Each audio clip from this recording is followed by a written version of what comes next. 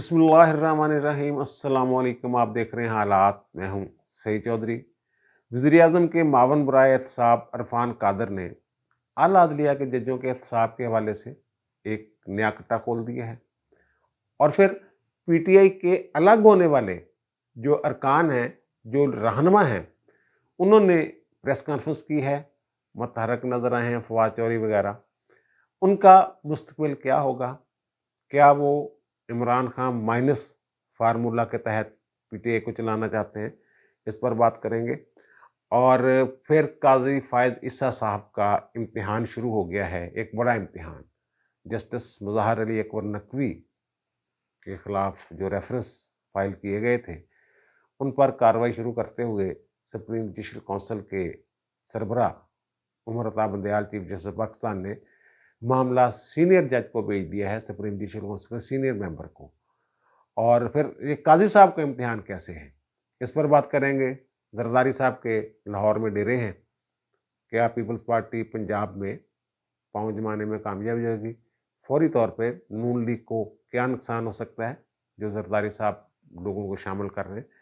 ये भी थोड़ी सी हल्की सी बात करेंगे इस पर। लेकिन इससे पहले जो ऑडियो लीक्स कमीशन है काजी साहब की सरबराही में, उसके खिलाफ केस की समाअत थी। Chief justice Pakistan mister Umar Ata Bandial, justice Ijaz Ali Hasan, justice Munib Akhtar, justice Hasan Azhar Rizvi, justice Shahid Waheed साहब पर मुश्तमिल बेंच था। तो मुख्तसर सी कार्रवाई हुई।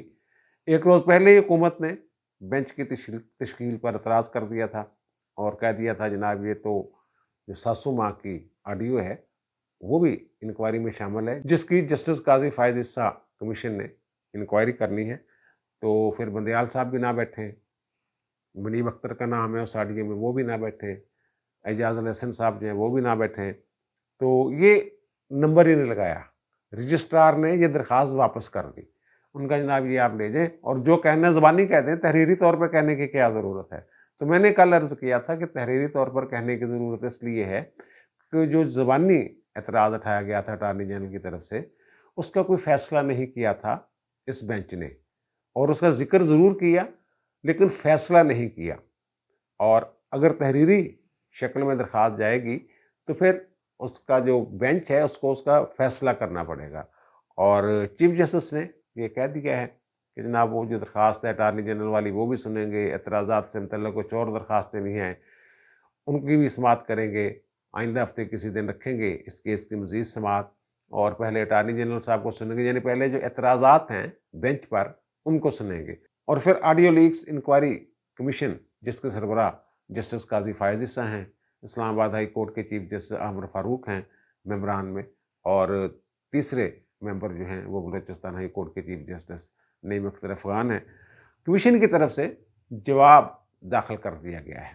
नोटिस हुए थे पिछली पेशी पे जब उन्होंने हुक्म इम्तनाई जारी किया था, तो उसके जवाब में, जो कमीशन के जवाब में भी ये एतराज़ उठाया गया है कि कोई जज अपने मफादात से मुतल्लक केस की समाअत नहीं कर सकता।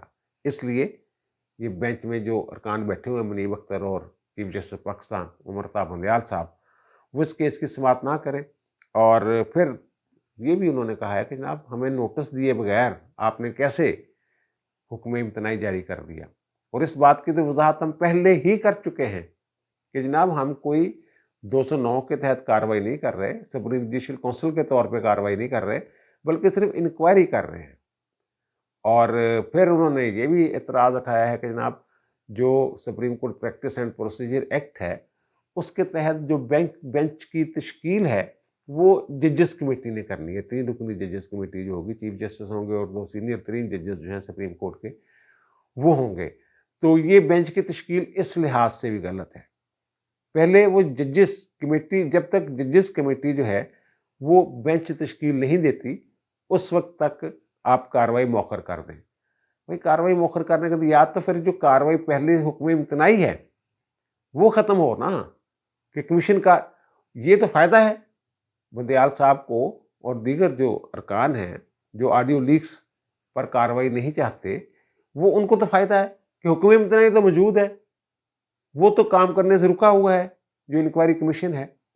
तो फिर बहरहाल वो जो प्रैक्टिस एंड प्रोसीजर एक्ट है उसकी भी आज समात है 1 जून को।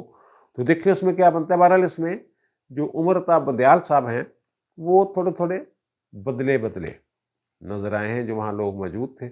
उनका कहना था वो गर्मियाँ गिरफ्तार नहीं थी बेंच के अरकान में, और लग ऐसे रहा था जैसे चीफ जस्टिस पाकिस्तान जो प्रोसीजर है, कानूनी तरीक़ाकार, उसके मुताबिक बेंच को चलाना चाहते हैं।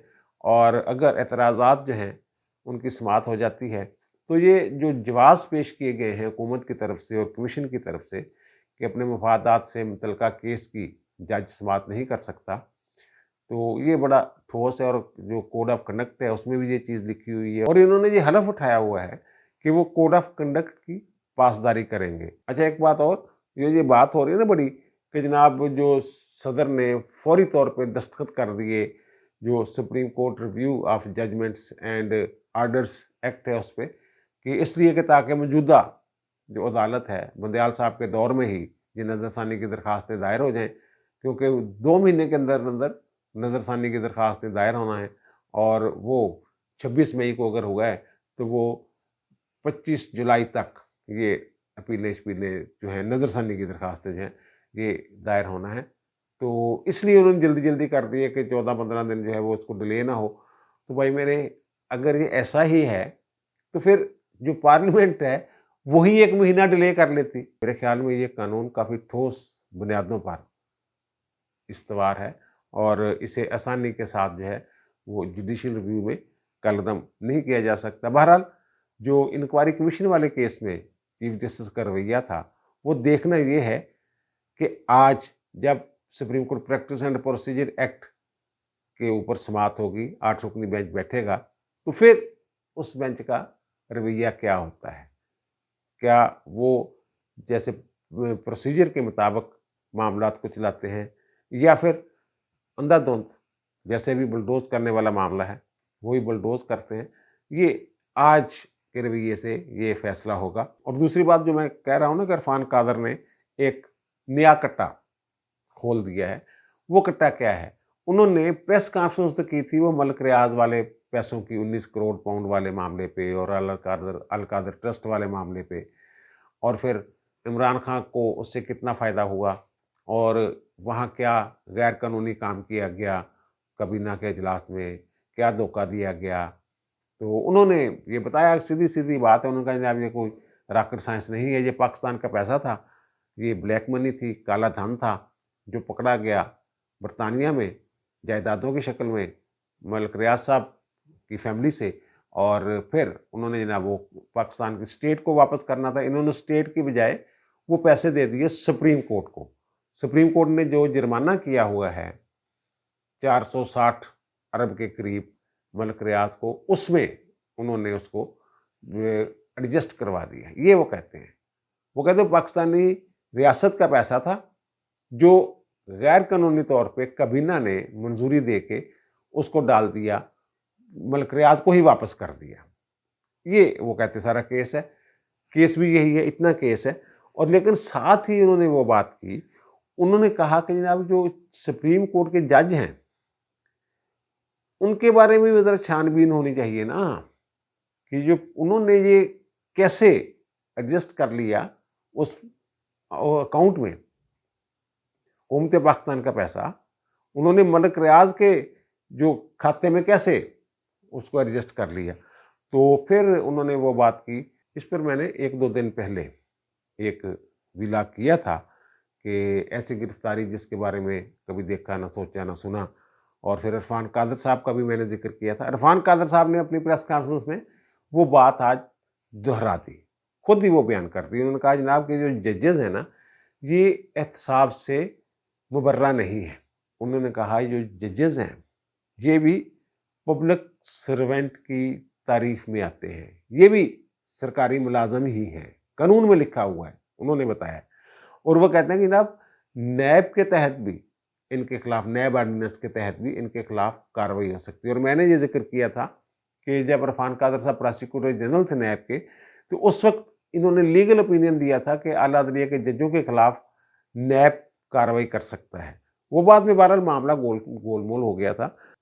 उन्होंने फिर ये भी वहाँ फरमाया, वज़ाहत की, असफंदियार वली केस के हवाले से ये एक तासर है कि जजों के खिलाफ आम कवानीन के तहत कार्रवाई नहीं हो सकती। उनके एहतसाब के लिए आइन का आर्टिकल 209 मौजूद है, जिसके तहत सुप्रीम जुडिशल काउंसिल कार्रवाई करती है। तो उन्होंने कहा कि जनाब ये जो असफंदियार वाली केस है ना, ये मिसकंडक्ट से मुतल्लक है, जजों की मिसकंडक्ट से मुतल्लक। उन्होंने कहा कि जो फौजदारी जराइम के हवाले से जजेस को इस्तिस्ना नहीं है। अगर कोई फौजदारी जुर्म का इर्तिकाब करता है कोई जज, तो वो उसी कानून के तहत उसको पकड़ना पड़ेगा, पकड़ा जाएगा। तो इसका मतलब ये है कि जो मैंने बात की थी, जो मैंने खबर दी थी, तो इरफान कादर साहब जो हैं, और मैंने ये वहाँ कहा था उस शख्स से जिसके ड्राइंग रूम में ये सारी बात हो रही थी कि इरफान कादर साहब का एक लीगल ओपिनियन इस पे आ चुका हुआ है। तो इरफान कादर साहब ने आज वो ओपन कर दिया। उस वक्त तो वो उन्होंने जो लीगल ओपिनियन दिया था जब वो प्रोसिक्यूटर जनरल थे, तो वो तो पब्लिक के लिए नहीं था, वो तो हमने खबर निकाली थी, हमारे इल्म में था। तो इरफान कादर साहब ने आज आज ये पब्लिकली ये बात कर दी है। इसका मतलब ये है कि ज़ाहिर ये मावन बराए एहतसाब हैं। अगर जजेस के एहतसाब के हवाले से कोई बड़ा इकदाम किया जाता है, तो फिर इरफान कादर साहब की जो राय है, इसकी बड़ी अहमियत है। और फवाद चौधरी साहब जनाब आज मिले हैं शाह महमूद कुरैशी साहब से, और उनके साथ थे इमरान इस्माइल साहब, महमूद मौलवी साहब, और फिर आमिर कियानी साहब। फिर बाहर जेल से निकले हैं, उन्होंने एक प्रेस कॉन्फ्रेंस की है। प्रेस कॉन्फ्रेंस तो नहीं की उन्होंने, सवाल कोई नहीं लिया, बस मीडिया से बात की है। और आमिर कियानी साहब जो हैं वो प्रेस कॉन्फ्रेंस में नहीं आए, वो अपनी गाड़ी में बैठे रहे। और फिर इन्होंने भी ये कहा कि हम जनाब सवालों के जवाब नहीं देंगे। और वहाँ इन्होंने कहा जनाब शाह महमूद कुरैशी से बड़ी तवील मुलाकात हुई है, लंबी चौड़ी बात हुई है, और फिर परवेज़ खटक साहब से भी राब्ता हुआ है, असद कैसर से भी राब्ता हुआ है, हमाद अदर से भी राब्ता हुआ है, अली ज़ादी, कई नाम उन्होंने गिनवाए कि उन लोगों से। अच्छा, ये सारे लोग जो हैं, ये वो हैं जो पीटीआई छोड़ने के साथ सियासत छोड़ने का ऐलान भी कर रहे थे। अब ये कह रहे हैं कि जनाब नहीं, जो पीडीएम की हुकूमत है, इसके रहमो करम पर मुल्क और अवाम को नहीं छोड़ा जा सकता। बेयकीनी की सूरत से निकालने के लिए हम भरपूर अपोजिशन का किरदार अदा करना चाहते हैं। और इमरान खान का कहीं जिक्र नहीं, ज़ाहिर सारे इमरान खान को तो छोड़ चुके हुए हैं।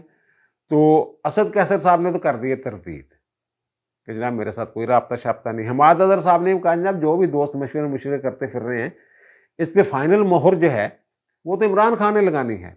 अच्छा, असल सूरत ये है कि जो ये लोग हैं ना, इनका अपना वोट बैंक नहीं है। इमरान खान के बारे में जो मर्जी कर ले हुकूमत, जो मर्जी कह लें हम, इमरान खान के चाहने वाले अब भी मौजूद हैं और बड़ी तादाद में मौजूद है। हो सकता है 9 मई के बाद जो इमरान खान का दावा था जनाब पता नहीं कितने % लोग मेरे साथ हैं, वो आधे भी न रह गए हों। लेकिन बहरहाल पीटीआई जो है ये इमरान खान ही का नाम है, और बाकी लोग जो है इमरान खान को माइनस करके अगर कुछ करना चाह रहे हैं तो उनकी दाल नहीं गलनी। मेरा ये सियासी तजज़िया है। शाह महमूद कुरैशी के बेटे ज़ैन कुरैशी ने भी कह दिया कि आप जो अब्बाजी से मंसूब करने की कोशिश कर रहे हैं ये, वो ऐसा कुछ नहीं है। और शाह महमूद कुरैशी तो मैं पहले कह रहा हूँ, वो तो नज़रें जमा के बैठे हुए हैं कि इमरान खान नाअहल हो जाए, जेल चला जाए, तो मैं पीटीआई की कमान संभाल लूँ। और जो हमारी कौम है ना, जो हमारे अवाम है, उनका एक नफ्सियाती मामला है। वो बुज़दिलों को और बेवफाओं को कबूल ही नहीं करते। हमारी कौम उनको कबूल ही नहीं करती। ये सारे लोग जो हैं, ये तो बेवफाओं का टोला है, जो मुश्किल हालात में इमरान खान को छोड़ के चले गए। कोई और जमात इन लोगों को घास डालने के लिए तैयार नहीं। इमरान खान का बड़ा नुकसान हो गया है। इमरान खान के साथ रह के ये एक क्लास जो लीडरान हैं, रहनुमा, उनके साथ में आ चुके हुए हैं। उनकी जमात से इतनी बड़ी तादाद में एक क्लास लीडरों का निकल जाना ज़ाहिर है उनके लिए नुकसानदेह तो है, लेकिन ये दूसरी जमात को किसी को फ़ायदा नहीं दे सकते। फिर इनकी आखिरकार जो है दाल जो गलनी है, या तो अपना अलग ग्रुप बना लेंगे, या फिर ये जो ज़्यादा करीने क्यास लग रही है बात कि ये सारे लोग जहांगीर तरीन के साथ राब्ते में हैं। तो मैंने ये पहले भी किया था, जहांगीर तरीन की जो जमात है ना, वो भी कोई सियासी जमात, हलचल पैदा करने वाली जमात नहीं होनी।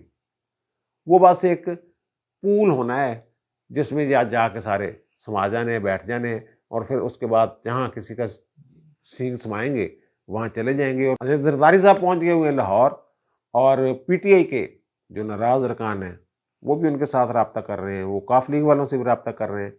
اب زرداری صاحب کی جو جماعت ہے نا، زرداری صاحب کو جو دھوکہ دے کے جاتے ہیں، مثلا پیٹریاٹ والے تھے فیصل صالح جات وغیرہ، ان کو بھی انہوں نے دوبارہ قبول کر لیا تھا۔ وہ تو کھلی باہوں کے ساتھ لوگوں کو وہ استقبال کرتے ہیں، ان کو لے لیتے ہیں، اور جنوبی پنجاب کے کچھ 10-15 لوگ جو ہیں وہ پیپلز پارٹی میں شامل بھی ہو گئے ہیں۔ تو وہ ان کا مسئلہ یہ ہے کہ پنجاب میں ان کے پاس کینڈیڈیٹ نہیں ہے، امیدوار ہی نہیں ہے جو نون لیگ اور دیگر یا پی ٹی آئی کا مقابلہ کر سکیں۔ تو انہیں کچھ ایسے لوگ درکار ہیں جن کے اپنے کچھ ووٹ ہوں، الیکٹیبل نہ بھی ہوں لیکن کچھ نہ کچھ ان کے ووٹ ہوں، اور پیپلز پارٹی کا ان کو سہارا مل جائے۔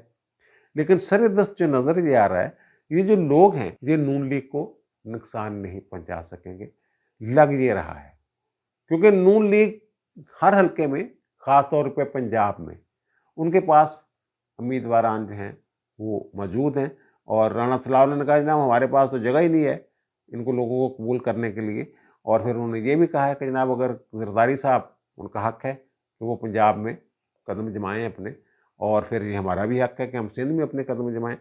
بہرحال یہ سردست مجھے یہ لگ رہا ہے کہ جو لوگ ٹھیک ہے اس سے تھوڑی سی طاقت پکڑے گی پیپلز پارٹی پنجاب میں، لیکن نون لیگ کو اس طرح نقصان نہیں پہنچا سکیں گے یہ لوگ، کیونکہ ان میں بھی وہ لوگ ہیں جو بے وفاؤں کا ٹولہ لوٹے، وہ لوگ شامل ہیں، اور لوگ اب متنفر ہو گئے ان لوگوں سے، لوٹوں شوٹوں سے اور بے وفاؤں سے۔ تو پھر لوگ جو ہے، میں نے پہلے بھی عرض کیا ہے کہ قوم پسند ہی نہیں کرتی ان کو۔ تو اگر کوئی پارٹی عروج پہ ہے اس کو چھوڑ کے چلا جائے پھر تو ٹھیک ہے، لیکن جب مصیبت میں وہ لیڈر اس وقت چھوڑ کے جائیں تب پھر لوگ سمجھتے ہیں یار یہ بندہ دھوکے باز ہے، ٹھیک نہیں ہے۔ اور اب جو ہے مظاہر علی اکبر نقوی صاحب والا جو معاملہ ہے، ان کے خلاف جو ریفرنس ہے وہ ایک تو آڈیو لیکس کے حوالے سے ہے، جو پرویز الہی صاحب کی بات ہو رہی ہے ان سے، اور پھر پرویز الہی کی اور ایک وکیل جہانگیر جوجا کی بات ہو رہی ہے کہ مظاہر نقوی کو کیس لگوانا، اور پھر عابد زبیری اور پرویز الہی کی بات ہو رہی ہے جس میں وہ کہہ رہے ہیں وہ والا کیس جو غلام محمود ڈوگر والا وہ بھی مظاہر نقوی کے پاس لگوا لیں۔ یعنی اس کا مطلب یہ کہ تعلق، اور دوسرا ان کے اثاثوں کے حوالے سے معاملہ ہے۔ تو پہلے تو چیف صاحب نے کہا جناب جب میرے ساتھ بیٹھیں گے اور میں یہ پیغام دے رہا ہوں کہ ان کے خلاف کوئی کارروائی نہیں ہونی وغیرہ وغیرہ، اس طرح کی بات ہوئی تھی۔ تو اب انہوں نے وہ جو میں نے کہا بدلے ہوئے نظر آ رہے ہیں بندیال صاحب، تو اب انہوں نے اس پہ کارروائی شروع کر دی ہے، اور جو ریفرنس ہے اس کا جائزہ لینے کے لیے وہ کہتے ہیں سینئر جو سپریم کورٹ کے سینئر ممبر ان کو بھیج دیا گیا ہے۔ تو سینئر ممبر تو اس کے جسٹس قاضی فائز عیسیٰ ہیں، سپریم کورٹ کے 3 جج جی اس کے ممبر ہیں نا، باقی 2 تو ہائی کورٹس کے چیف جسٹس صاحبان، ایک سندھ والے ہیں ایک لاہور ہائی کورٹ والے ہیں، اس میں بندیال صاحب ہیں، قاضی صاحب ہیں، اور سردار طارق مسعود صاحب ہیں، یہ 3 ارکان ہیں۔ اور سینئر جو ہیں ان میں وہ تو قاضی صاحب ہیں، قاضی صاحب کو بھیج دیا گیا۔ اب قاضی صاحب کا امتحان کیسے شروع ہوتا ہے؟ قاضی صاحب اگر اس کا جائزہ لے کے رپورٹ مرتب کرتے ہیں تو قاضی صاحب کو بہت احتیاط کی ضرورت ہوگی۔ جسٹس قاضی فائز عیسیٰ کیس میں جو امور اور رسول طے کیے گئے تھے کسی جج کے خلاف ریفرنس کے حوالے سے، ان کو مد نظر رکھنا ہوگا انہیں، اور پھر یہ بھی دیکھنا ہوگا کہ جو مواد موجود ہے وہ قابل قبول شہادت کے طور پہ اسے کیسے لیا جا سکتا ہے۔ یہ چیزیں جو ہیں انہیں دیکھنا پڑیں گی، اور یہ قاضی صاحب کہہ چکے ہوں گے کہ جناب اگر آڈیو ویڈیو والی بات کر رہے ہیں کہ اگر وہ غیر قانونی طور پہ ریکارڈ کی گئی ہے، لیکن اس سے ثابت یہ ہوتا ہے کہ جج رشوت لے رہا ہے یا میں رشوت لے رہا ہوں، تو اس کا مطلب یہ تھوڑا ہے کہ کارروائی نہ کی جائے۔ یہ بہرحال اپنا وہ نقطہ نظر دے چکے ہوئے ہیں۔ اب اس میں تھوڑا سا فرق ہے، جو قاضی صاحب والا کیس تھا اس میں جو اثاثہ جات ریکوری یونٹ تھا، ایسٹس ریکوری یونٹ ARU، جس کے سربراہ شہزاد اکبر صاحب تھے، وہ بدنیتی سے سارا انہوں نے بنایا تھا نا۔ انہوں نے ایک انکوائری رپورٹ مرتب کی تھی اور ایک نجی کمپنی سے اس سے خدمات بھی لی تھی، پیسے بھی اس سے بھی دیے تھے، اور ان کی اہلیہ کی جائیدادوں کے حوالے سے جناب کہ انہوں نے ساسے چھپائے ہیں اپنی اہلیہ کے وغیرہ وغیرہ، اس طرح کی وہ باتیں شاتیں تھیں۔ لیکن یہ جو مظاہر علی اکبر نقوی صاحب والا کیس ہے، اس میں تو انکوائری ابھی ہونی ہے، انکوائری ابھی کرنی ہے سپریم جوڈیشل کونسل نے۔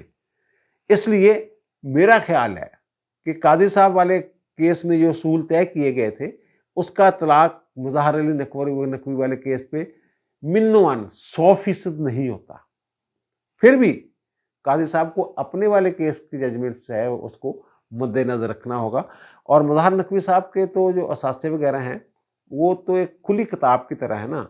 मसलन एक 56 लाख का प्लॉट है और एक प्राइवेट हाउसिंग स्कीम जो है, वो सोसाइटी जो है, वो 5-10 लाख में दे रही है इनको।